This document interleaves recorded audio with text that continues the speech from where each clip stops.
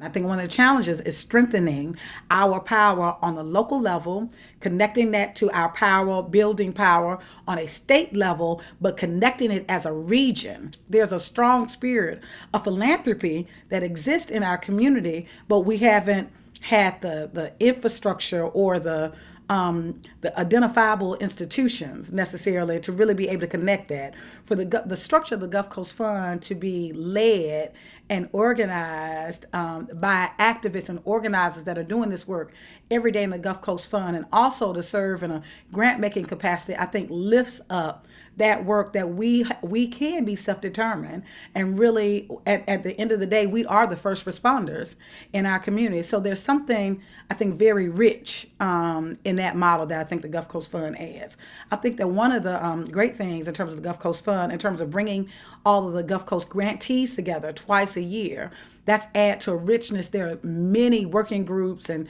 networks that kind of been formed just out of relationships, just bringing people together, and sometimes just hearing their stories. That knowing that you are not in Coda, Alabama, is dealing with some of the same stuff that we're dealing with in Gulfport, Mississippi. And really being able to see the connection in terms of the movement, and then also being able to see the connections in terms of how can we build the capacity of each other's work, not just being dependent upon outside sources or outside funders or outside supporters, but embracing that, but also how can we be a resource to each other.